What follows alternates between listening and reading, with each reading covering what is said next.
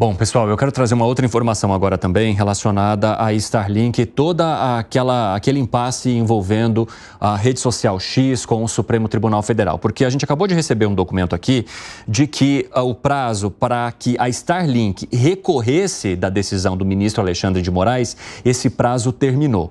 O mandado de segurança que foi encaminhado ao ministro Cristiano Zanin, ele não foi aceito porque, segundo o ministro, não seria a forma correta de você entrar com esse recurso. Diante disso, vem uma decisão, então, determinando o bloqueio imediato das contas bancárias e financeiras da Starlink no Brasil e também configurada a existência de um grupo econômico, de fato, entre o X e a Starlink. Então, eles fazem essa conexão das duas empresas e determinam isso. O bloqueio imediato de veículos automotores por meio do sistema de bens imóveis por meio Central Nacional em disponibilidade de bens em relação à Starlink no Brasil e o bloqueio imediato de embarcações e aeronaves eventualmente registradas no nome também da Starlink. Então, há o bloqueio de bens e a decisão de que não houve um recurso dentro do prazo estimado e da maneira como deveria ocorrer a partir da Starlink.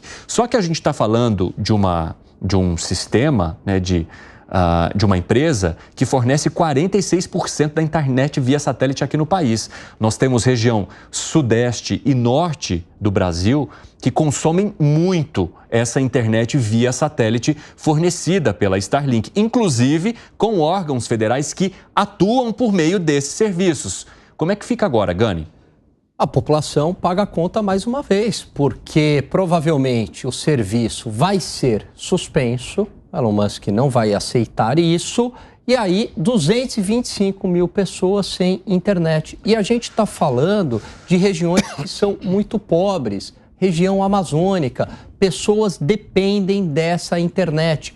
Escolas dependem dessa internet. Não só isso, existe toda uma questão de segurança. O próprio Exército já falou que perder esse serviço de internet via satélite vai prejudicar o monitoramento da floresta, o monitoramento de fronteiras. Veja o prejuízo que isso vai dar para o país. E aí, vão tentar pegar o satélite? Como é que eles vão pegar lá o satélite? É uma situação inviável. Então, a gente precisa agora justamente de alguém que bote a bola no chão, acalme essa situação, sente na mesa para negociar e se restabeleça a normalidade institucional nesse país. Bom, mas a própria Starlink, também trago essa informação, né? Ela fez um comunicado ali no X dizendo que ela cumprirá a decisão de suspender o X também por meio de sua plataforma, embora reconheça que essa determinação ela seria ilegal. Só que ela vai dar cumprimento, então, a essa determinação e pedirá ao Supremo o desbloqueio de seus bens. Até fez uma publicação. O time da Starlink está fazendo todo o possível para mantê-los conectados. Após a decisão, e marcou o ministro, que bloqueou os bens da Starlink e impede que a empresa faça transações financeiras no Brasil, começamos imediatamente os procedimentos legais no STF, explicando a grande ilegalidade da determinação e pedindo para que a Corte desbloqueie os nossos ativos. Gustavo Segré. O recurso que interpôs Starlink e que foi negado pelo ministro Cristiano Zanin, não foi negado o recurso, foi negado a metodologia do recurso. Foi um mandato de segurança, eles entraram com um mandato de segurança. Exatamente, e o ministro Cristiano Zanin indicou que esse não era a metodologia para ir contra uma determinação do ministro da Corte. Ou seja, não é que negou o recurso, sino que negou a forma do recurso. Exatamente. Tanto que Starlink entrou com o recurso de novo, agora sem ter ainda essa decisão.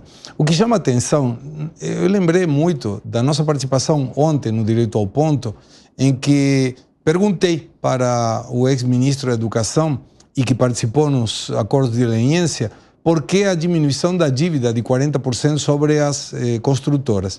E ele nos deu como resultado, como resposta, que foi avaliada a necessidade de continuidade do serviço que prestavam essas construtoras. Lembrando à nossa audiência que essa diminuição da multa de quem claramente confessou ser bandido, porque corruptou, fez atos de corrupção. Ele corrompeu pessoas que aceitaram a corrupção e que foram multadas então a construtoras. Essa dívida foi diminuída em 4 bilhões de reais. 4 bilhões de reais. Estamos falando agora de 18 milhões, em que foi penhorada uma empresa que não tem um vínculo direto através da junta comercial. Não dá para explicar por que foi feita um bloqueio de contas quando a que devia era outra empresa. A titular maioritária da Starlink é uma empresa holandesa. Mas mesmo assim foi penhorado. O ideal seria que seja resolvido. Agora, atendendo um pouco essa sugestão que tem lógica do Alan, dizendo que tem que negociar, eu nunca ouvi que a Constituição era negociada, que a Justiça tenha sentenças negociadas. Isso não deveria ser. O problema é quando nós precisamos encontrar uma alternativa porque não vemos solução. Fala, seu Zé Maria. É um debate muito importante esse sobre a ligação de empresas, viu? Porque muita gente, muitos juristas dizem que provoca uma insegurança jurídica muito grande. Uma das maiores invenções da humanidade, segundo vários autores, é exatamente a empresa. A empresa é uma abstração. Nós vimos aqui que uma decisão judicial provoca o desaparecimento de uma empresa, né? Então, ela, na verdade, ela não existe fisicamente, embora ela tenha físicos, né? Ela tenha carros, ela tenha funcionários, ela tenha sede e tal, mas ela não existe no sentido prático. Então, mas a empresa protege, né?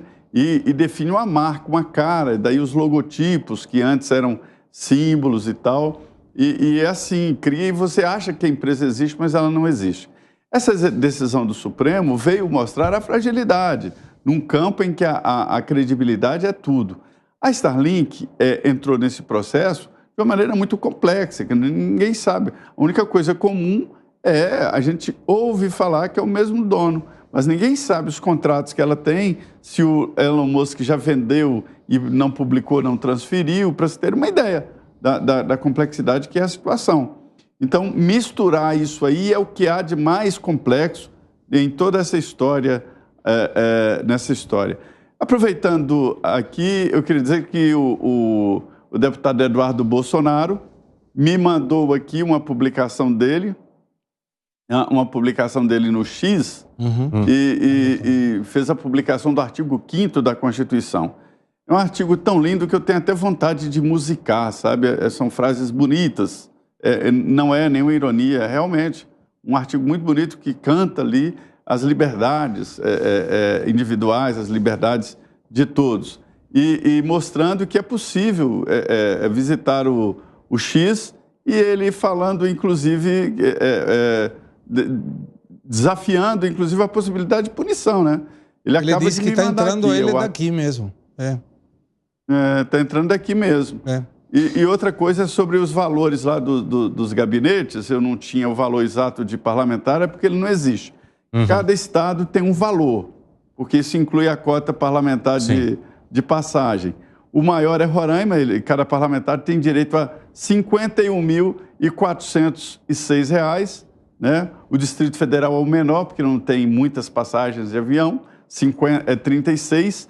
São Paulo, por exemplo, é 42.837. Cada deputado de São Paulo tem, portanto, 42.800, quase 43, para gastar aí com esses detalhes, fora salário. Dados trazidos como prometido pelo Zé Maria.